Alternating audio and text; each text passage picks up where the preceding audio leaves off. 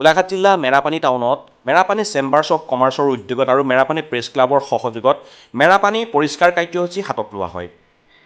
কাৰ্যসূচীৰ প্ৰাক মুহূৰ্তত অসমীয়াৰ হিয়াৰমথু শিল্পী জুবিন গাৰ্গৰ শ্ৰদ্ধাঞ্জলি অনুষ্ঠান অনুষ্ঠিত কৰা হয়। শ্ৰদ্ধাঞ্জলি অনুষ্ঠানত বন্তি প্ৰজ্বলন কৰে মেৰাপানী প্ৰেছ ক্লাবৰ সভাপতি পবিত্ৰ দাস আৰু মেৰাপানী চেম্বাৰ্ছ অৱ কমাৰ্চৰ সম্পাদক চানী দুৱৰাই। আজি মেৰাপানী পৰিষ্কাৰ কাৰ্যসূচীত মেৰাপানী চেম্বাৰ্ছ অৱ কমাৰ্চৰ সভাপতি ভাৰ্গৱ বৰা, সম্পাদক চানী দুৱৰা, সদস্যসকল মেৰাপানী প্ৰেছ ক্লাবৰ সভাপতি পবিত্ৰ দাস, সম্পাদক ভদ্ৰেশ্বৰ বৰা, ৰাজমণি শইকীয়াৰ লগতে মেৰাপানী প্ৰেছ ক্লাবৰ সদস্যসকলে মেৰাপানী টাউনত হাতত ঝাৰু লৈ পৰিষ্কাৰ কৰাৰ লগতে স্থানীয় ব্যৱসায়ীসকলক নিজৰ নিজৰ দোকানৰ সন্মুখৰ ঠাইসমূহ পৰিষ্কাৰ কৰি ৰাখিবলৈ অনুৰোধ জনায়।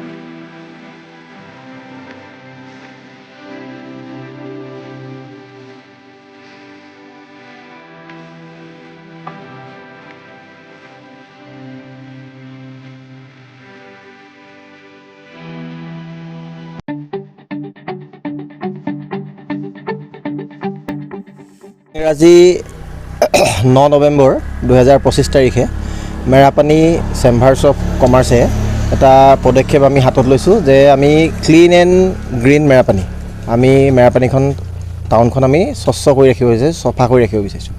তাৰ কাৰণে আমাৰ এইটো একচুৱেলি আমি যে সদায় এইটো কৰিম সেইটো নহয়, কিন্তু এইটো আমাৰ এটা সজাগতা যে সকলো মানুহে চফাকৈ ৰাখিব লাগে। আৰু নিজৰ এতিয়া ব্যৱসায়িকখিনিৰ কাৰণে ব্যৱসায়ীসকলৰ কাৰণে মোৰ এটা অনুৰোধ, তেওঁলোকে যেনেকৈ নিজৰ এই ড্ৰেইনৰ সিপাৰে নিজৰ বাৰাণ্ডাখন যেনেকৈ চফাকৈ ৰাখে, তেওঁলোকে ৰাস্তাৰ কাষটো যাতে লেতেৰা হৈ থাকিলে তেওঁলোকে চফা কৰে। সেইটো তেওঁলোকৰ এইটো নৈতিকতা, তেওঁলোকৰ দায়িত্ব হয়, এইটো আমি তাত ক'বলগীয়া কথা নাই। আৰু মোৰ মতেতো এই ভাৰতবৰ্ষত চাফাই কৰ্মী থাকিব নালাগে, কাৰণ প্ৰত্যেকজন মানুহে নিজে লেতেৰা কৰে আৰু প্ৰত্যেকজন মানুহে নিজে চফা কৰিব লাগে। যদি সেইটো হয়, চাফাই কৰ্মী বুলি ইয়াত কোনো মানুহৰ প্ৰয়োজন নহয়।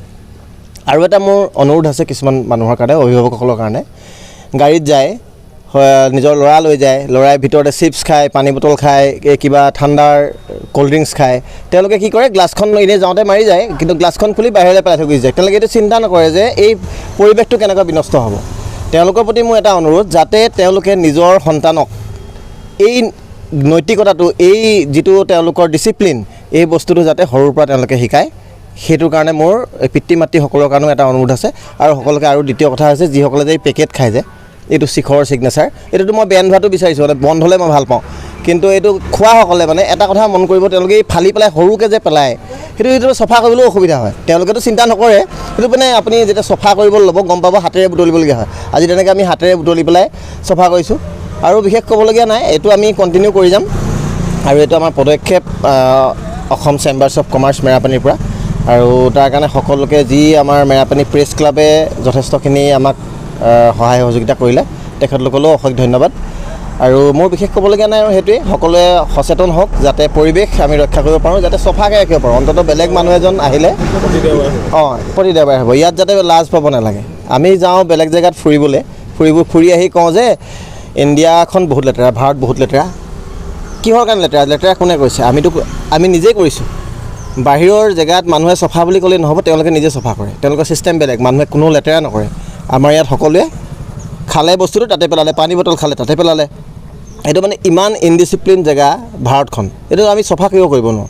সেইকাৰণে মানুহৰ মানসিকতাটো চেঞ্জ কৰিব লাগে। আৰু এইটো একচুৱেলি আমাৰ সজাগতা হয়।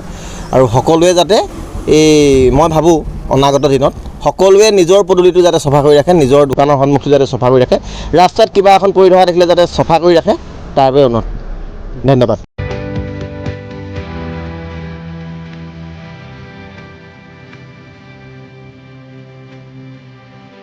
মেৰাপানীৰ পৰা জুন গগৈৰ সহযোগত খবৰ গোলাঘাট।